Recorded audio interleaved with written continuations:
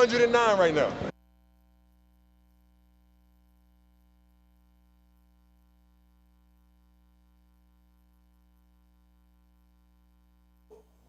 One two one two. Mic check. You're at 109 right now. So I was just relaxing, and then I was watching YouTube videos, and I came across this video. Okay, wait, that's a lie. I was relaxing, but then I was also thinking about my travels. I'm on vacation right now. The school year has ended, and I'm trying to find a travel route. I'm trying to make the most of this, basically a 2 month vacation, right? June and July. Um, and I want to travel, right?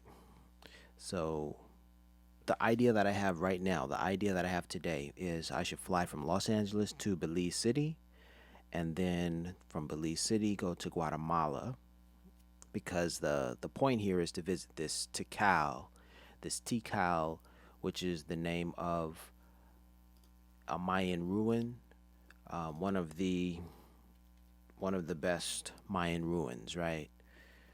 Go to Tikal National Park and see Tikal.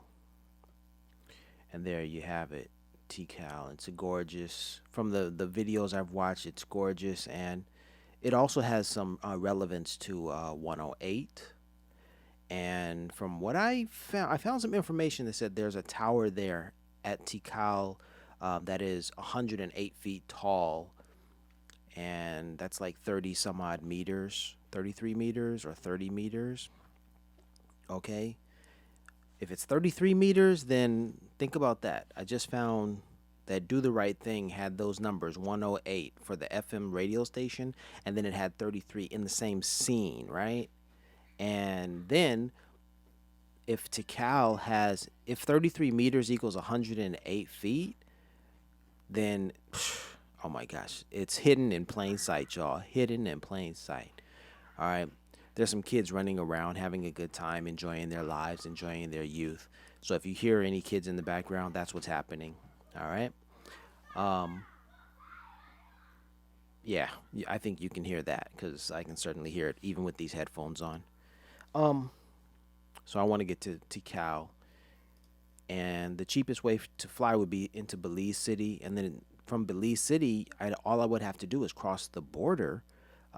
So from Belize City to this city called San Ignacio, it's like 2 hours by a bus, which is a pretty cheap way to travel. And then from there, stay in San Ignacio one night or so, and then cross the border the next day, which is about an hour's journey to Tikal. Cross the border from Belize into Guatemala, and check out Tikal, right? And then so I'm thinking, what do I do then? Do I go back to Belize and then fly out of Belize and go to another country, or what? Go to another Central American country?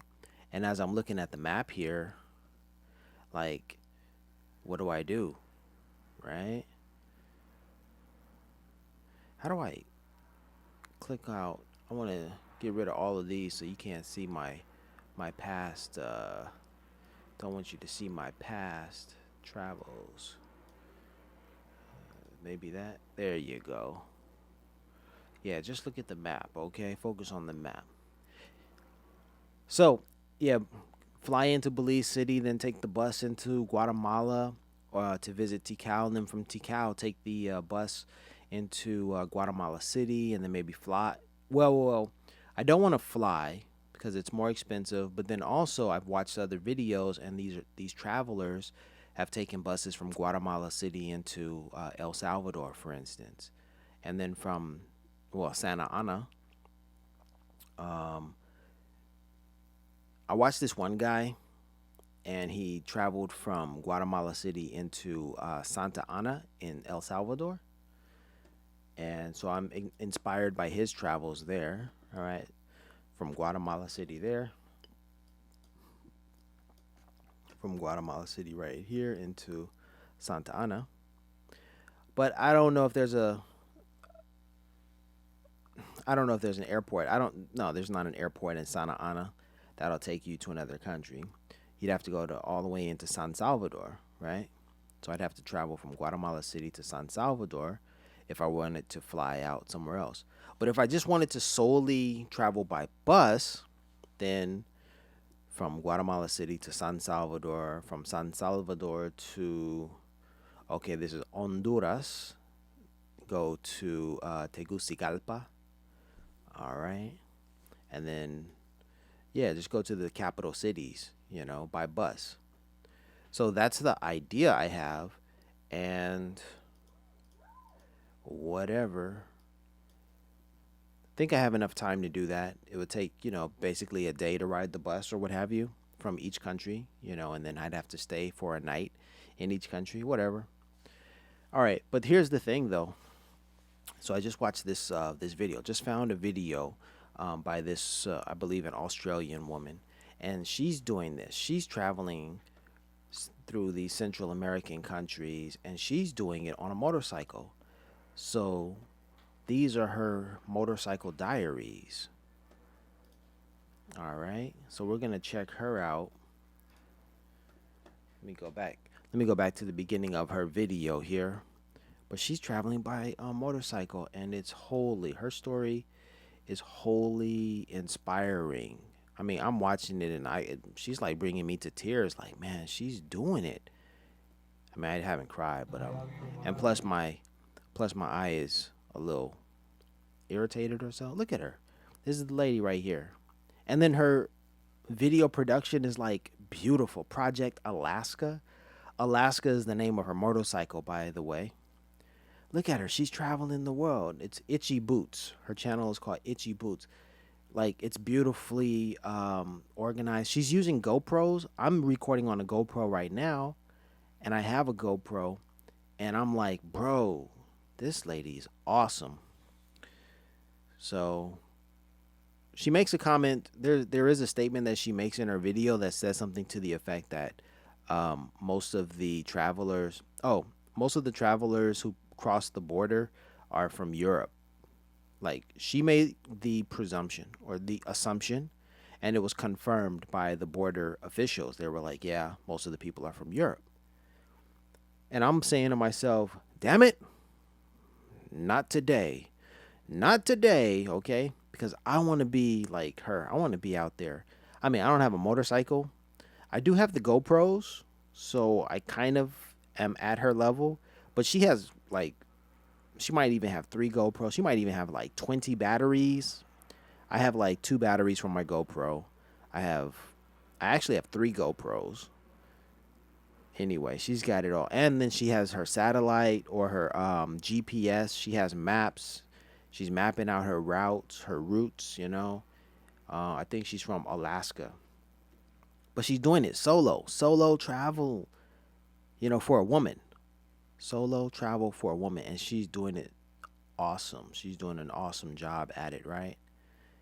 And then her commentary is excellent. She's just like telling you what it is, what the situation is, what she's dealing with, And I just happened to find her YouTube channel right now as I am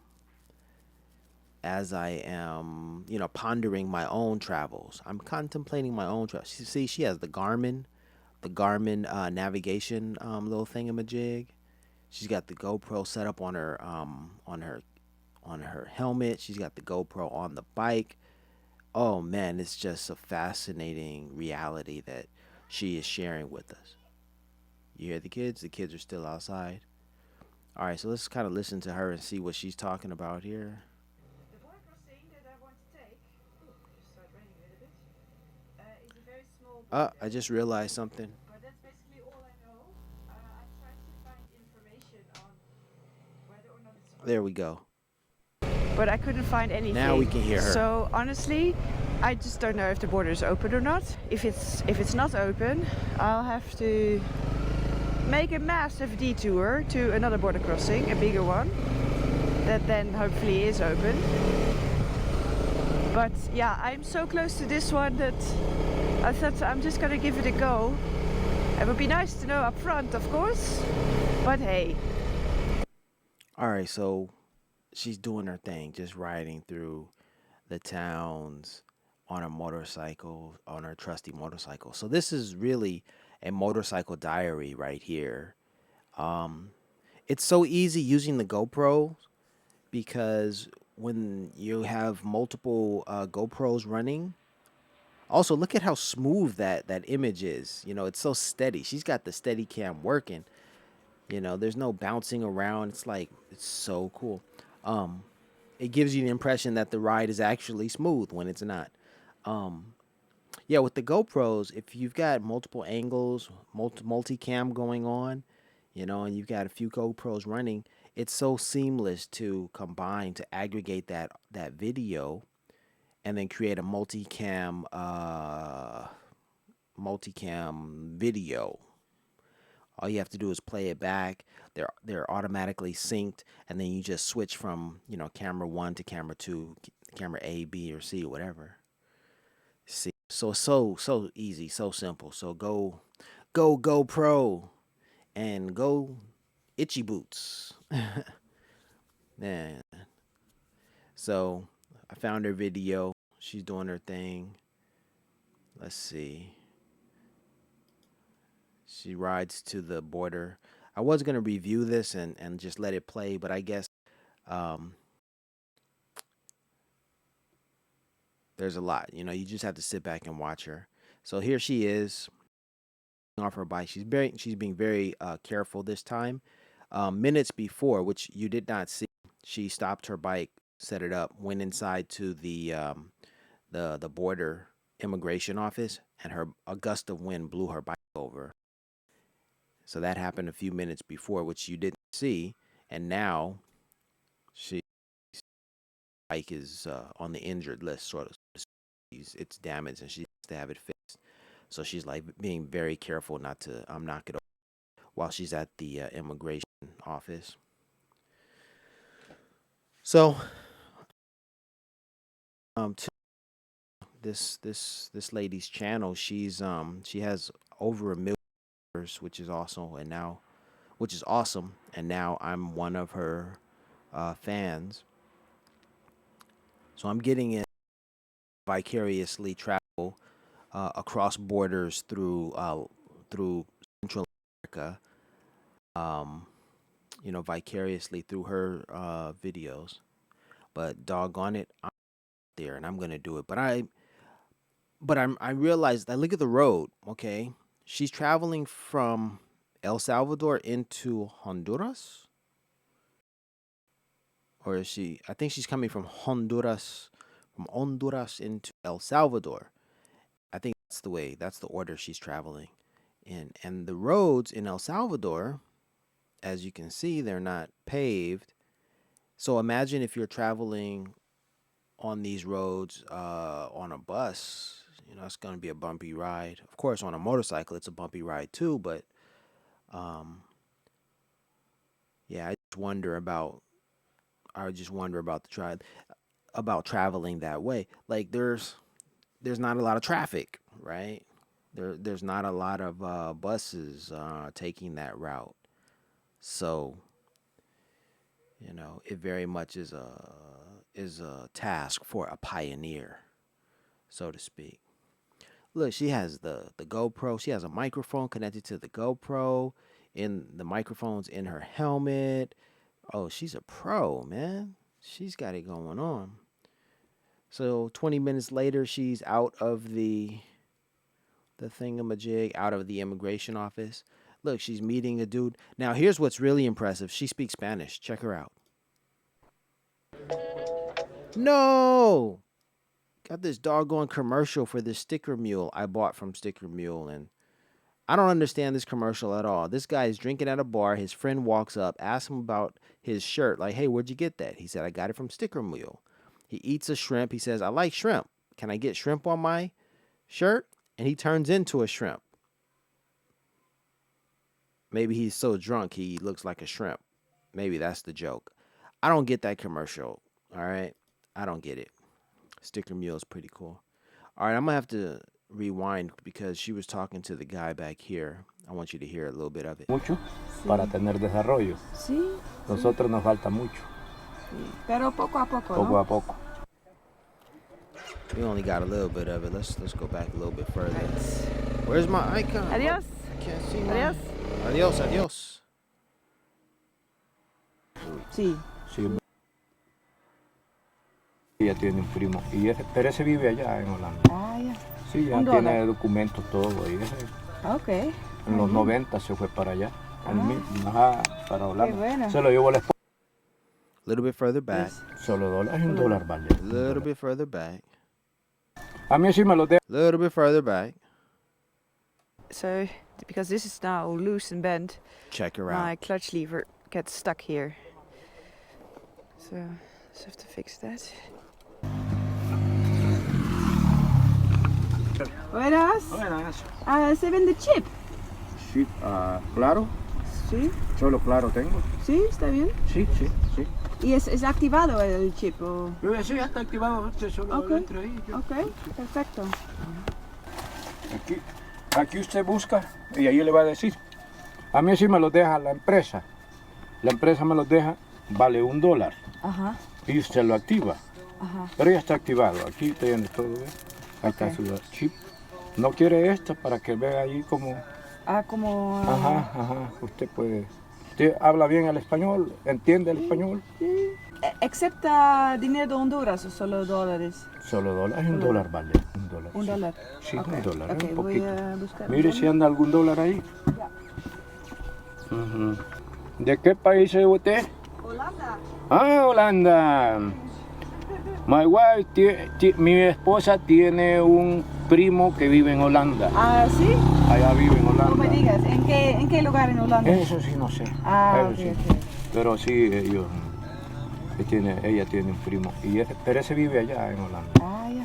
Sí, ya Un tiene dólar. documentos todo. Ok.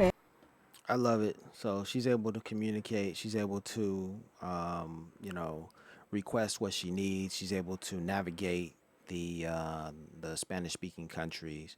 And in my case, I want to do the same thing. I want to get out there and, practice my Spanish. You dig? Quisiera practicar español. Es importante. El idioma de español es muy importante para la gente del mundo. Pero especialmente en Los Ángeles, hay mucha gente quien son hispanohablantes o español hablantes. Por ejemplo, en mis clases, sí, tuve estudiantes desde El Salvador, Honduras, Guatemala, Perú y Nicaragua en Los Ángeles. Y para comunicar con ellos, a veces, pues,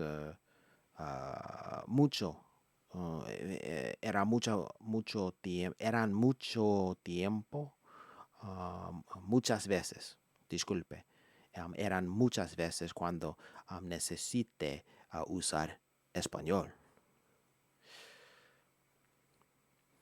Yeah. So, I guess that's all I'm going to do with this video. This is so inspiring and so dope. She's rolling all over the countries, crossing borders, and she's doing it. So she's dope.